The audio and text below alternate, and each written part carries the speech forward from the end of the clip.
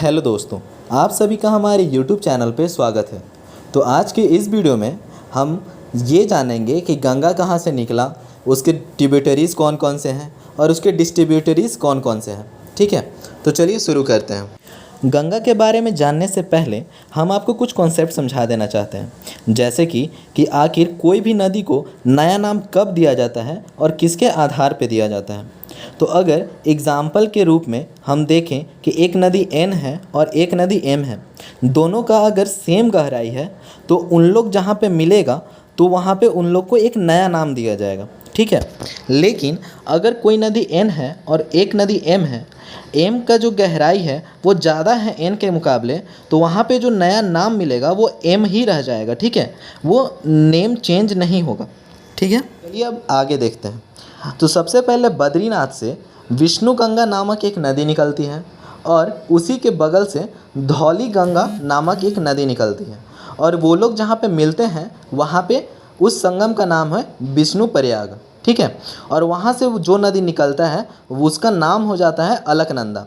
ठीक है, फिर वो जैसे जैसे आगे बढ़ता है उसमें फिर नंदाकिनी नदी मिल जाती है। तो जहाँ पे नंदाकिनी नदी मिलती है वहाँ पे उस संगम को बोला जाता है नंद प्रयाग। फिर आगे जब कुछ दूर बढ़ती है तो वहाँ पे पिंडार नदी मिल जाती है, तो उस संगम को बोला जाता है कर्ण प्रयाग। फिर उसके बाद जब आगे बढ़ती है तो मंदाकिनी नदी फिर एक मिलती है जो कि केदारनाथ से निकलती है, और उस जगह का नाम हो जाता है रुद्रप्रयाग। और फिर उत्तर काशी से निकलने वाली भगीरथी जहाँ पे मिलती है उस जगह का नाम हो जाता है देवप्रयाग। और इसी देवप्रयाग में जब भगीरथी और अलकनंदा दोनों आपस में जब मिलते हैं तो इस जगह का नाम हो जाता है, इस जगह पे नदी का नाम हो जाता है गंगा। ठीक है, उसके बाद जब गंगा आगे बढ़ती है तो उसमें रामगंगा नामक नदी मिलती है, फिर गोमती नदी मिलती है। ठीक है, फिर इधर से यमुना मिलती है, और यमुना जहाँ पे मिलती है उस जगह का नाम प्रयागराज है। ठीक है, फिर उसके बाद कुछ दूर आगे चलने के बाद घाघरा नदी मिलती है, फिर इधर से सोन नदी मिलती है, और सोन जहाँ पे मिलती है उस जगह का नाम है पटना।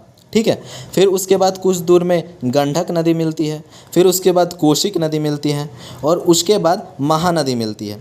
ठीक है, फिर उसी के कुछ दूर आगे चलने के बाद हुगली नदी गंगा से अलग होती हुई बाहर निकल जाती है। मतलब ये डिस्ट्रीब्यूटरीज़ हो गया हुगली नदी। ठीक है, और बाकी सब ट्रिब्यूटरीज़ हुआ।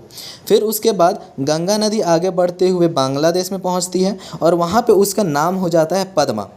और उसके बाद जब वो आगे बढ़ती है तो लास्ट में सुंदरबन डेल्टास का फॉर्मेशन करते हुए वो बे ऑफ बंगाल में गिर जाती है। ठीक है, तो अगर आपको यह वीडियो अच्छा लगा हो, इन्फॉर्मेटिव लगा हो, तो इसे लाइक करें, शेयर करें और कमेंट करें, और हमारे चैनल को सब्सक्राइब करना ना भूलें। Thank you.